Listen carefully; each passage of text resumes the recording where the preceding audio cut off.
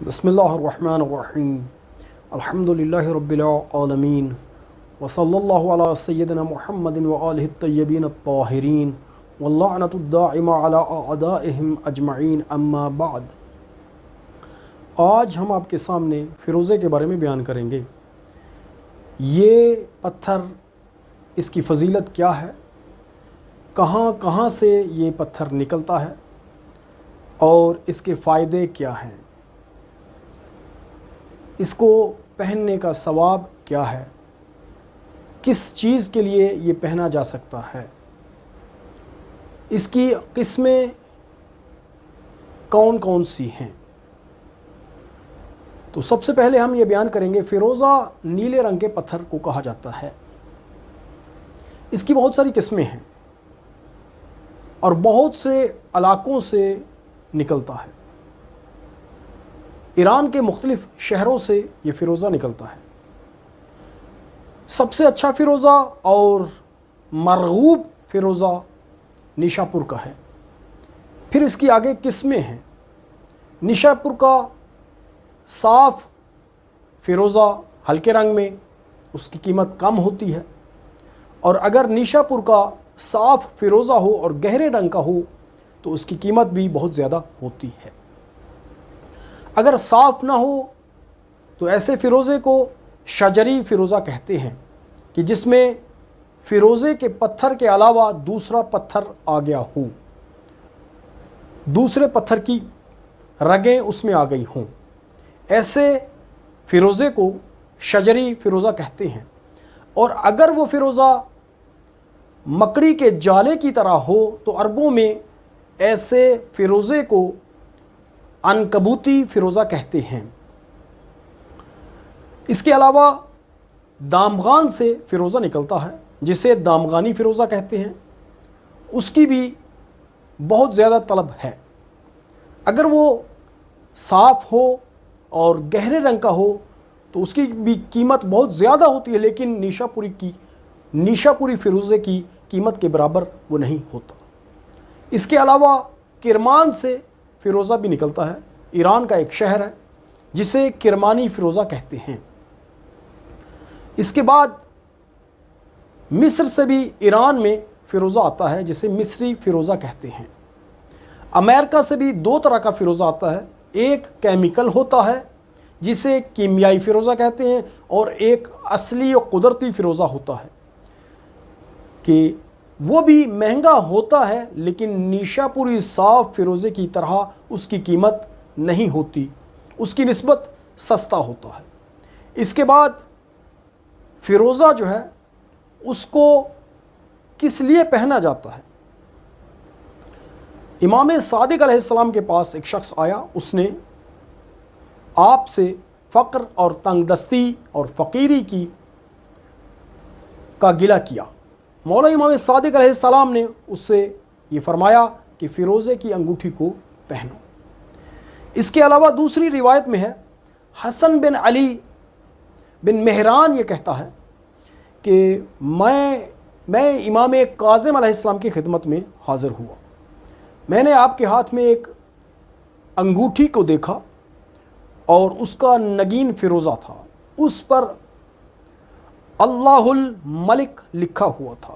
میں اس انگوٹھی کی طرف دیکھتا ہی رہا تو ایک مرتبہ امام کاظم علیہ السلام نے مجھ سے یہ پوچھا، کیا دیکھ رہے ہو؟ تو میں نے مولا سے کہا، مولا آپ کی انگوٹھی کو دیکھ رہا ہوں۔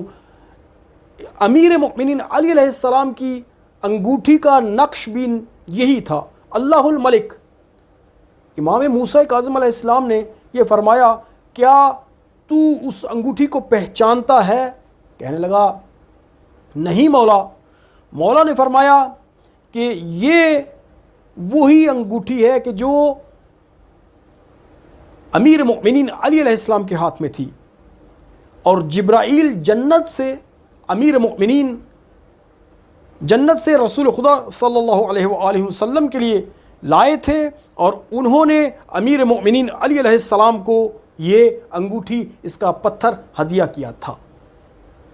ایک دوسری روایت میں ہے کہ امام علی النقی علیہ السلام سے ایک شخص نے یہ عرض کیا مولا میری ایک زوجہ جو ہے وہ جعفر بن محمود کی بیٹی ہے اور میں اسے بہت زیادہ پسند کرتا ہوں، لیکن مسئلہ یہ ہے کہ میرے ہاں اس سے اولاد نہیں ہے۔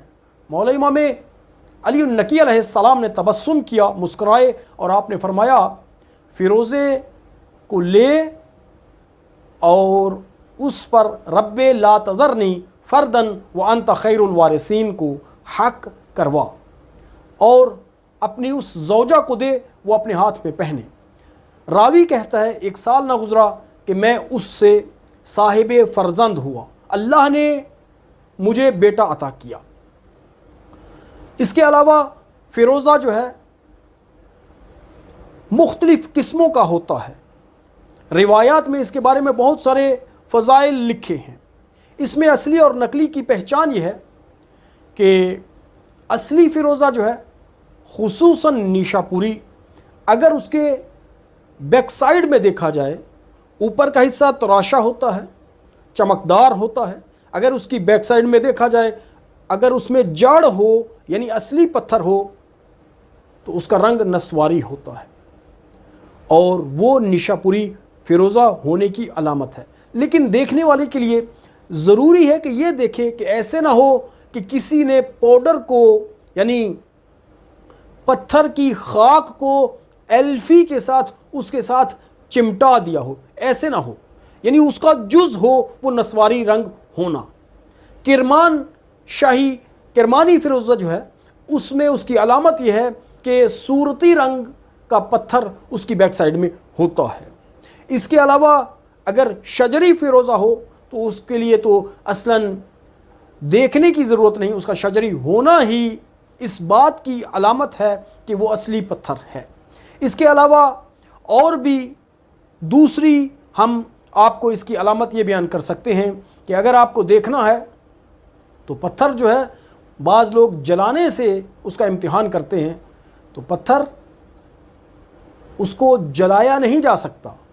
پتھر جو ہے اگر جب جو ہے موسم جو ہے اس کے مطابق اس کا درجہ حرارت ہوتا ہے، اگر ٹھنڈ ہو تو پتھر بہت زیادہ ٹھنڈا ہو سکتا ہے، اسی ٹھنڈ کے مطابق ٹھنڈک کے مطابق اس کا ٹیمپریچر ہوگا، اور اگر شیشہ ہوگا یا پلاسٹک ہوگا تو وہ اتنا زیادہ ٹھنڈا نہیں ہوگا۔